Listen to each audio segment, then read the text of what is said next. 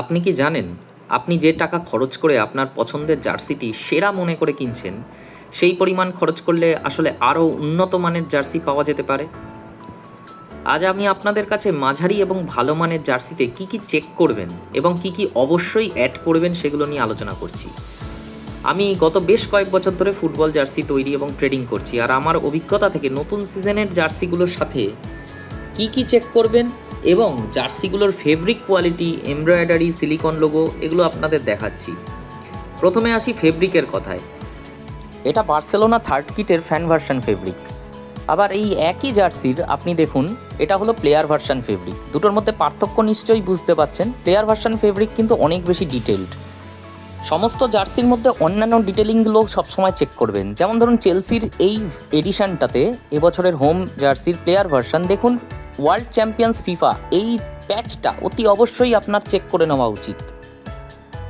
তার সাথে ধরুন হাতায় আপনি দেখবেন চ্যাম্পিয়ন্স লিগের প্যাচ আলাদা করে, এটাও আপনাকে চেক করতে হবে। জার্সির পিছনে নাম নম্বর অ্যাড করলে জার্সিকে অনেক বেশি কমপ্লিট মনে হয়, কিন্তু জার্সির নাম নম্বর যখনই আপনি প্রিন্ট করাবেন তখন দেখবেন যে সেটা অরিজিনাল ফন্টে, অর্থাৎ এই বছরের ফন্টে হচ্ছে কিনা সেটা দেখে নেওয়া কিন্তু ভীষণ দরকার।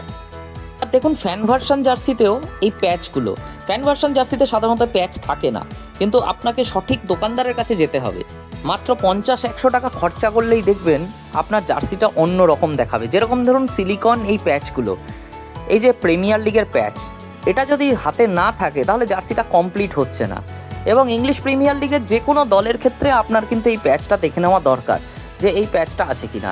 বা ধরুন চ্যাম্পিয়ন্স লিগের প্যাচও লাগাতে পারেন। এটা যেমন ম্যানচেস্টার ইউনাইটেডের হাতায় এই প্যাচটা লাগানো হয়েছে, এটা কিন্তু অনেক কমপ্লিট মনে হচ্ছে। আবার অনেকে প্যাচ বলতে এই সস্তার প্যাচগুলো লাগিয়ে দেয় অনেক জায়গায়, এগুলো একদমই লাগাবেন না। এগুলো প্রচণ্ড খারাপ কোয়ালিটি হয়, এগুলোর সেই 3D ফিলটাও নেই, এবং ধোয়ার পর এগুলো রং উঠে যায় বা পুরোটাই উঠে যায়। এই 3D ফিলিং ছাড়া এই প্যাচ ভালো লাগে না। যেমন আমাদের পক্ষ থেকে আমরা FIFA world cup legacy batch আর্জেন্টিনার জার্সিতে এবছর অ্যাড করেছিলাম, এটা অনেক বেশি কমপ্লিট লাগছে। এবার লোগোর প্রসঙ্গে আসি। এগুলো এমব্রয়ডারি লোগো। অনেকেরই ধারণা আছে এমব্রয়ডারি লোগো মানেই সেটাই শ্রেষ্ঠ লোগো, কিন্তু আমার মনে হয় পোলো টি শার্টে এমব্রয়ডারি লোগোটা বেশি ভালো লাগে। ওয়্যারাজ প্লেয়ার ভার্সন জার্সিতে কিন্তু আপনারা সবসময় চেক করে নেবেন সিলিকন লোগো পাচ্ছেন কি না। এইরকম যেমন বার্সেলোনা থার্ড কিটের ফ্যান ভার্সনে এই লোগোটা অ্যাপ্লিক, অর্থাৎ এমব্রয়ডারি লোগো, দেখলেই বুঝতে পারছেন। এবার একই জার্সির থার্ড কিটের এটা ফ্যান ভার্সনের বদলে প্লেয়ার ভার্সন এবং লোগোটা এসে গেল সিলিকন।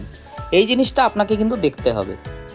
ফ্যান ভার্সন জার্সি কিন্তু সবসময় রেগুলার ফিট হয়, অর্থাৎ যাদের অ্যাথলিট সুলভ চেহারা নয় তারা ফ্যান ভার্সন নিতে পারেন। আর প্লেয়ার ভার্সন সর্বদাই দেখুন স্লিম ফিট, অর্থাৎ যাদের একটু অ্যাথলেটিক ফিগার আছে তাদের জন্য প্লেয়ার ভার্সনটা পারফেক্ট। এইটাও কিন্তু একটা বড় পার্থক্য। ফ্যান ভার্সনের ক্ষেত্রে আরেকটা বড় ব্যাপার হলো আপনি একটা শর্টস পাবেন প্রত্যেকটা জার্সির সাথে, একটা করে প্যান্ট, যেটা প্লেয়ার ভার্সনে থাকে না। ফ্যান ভার্সন কেনার সময় অতি অবশ্যই এটা দেখে নেবেন। আশা করছি এরপর থেকে জার্সি কেনার সময় এগুলো অবশ্যই আপনারা চেক করে নেবেন। আজকের মতো এই পর্যন্তই থাক।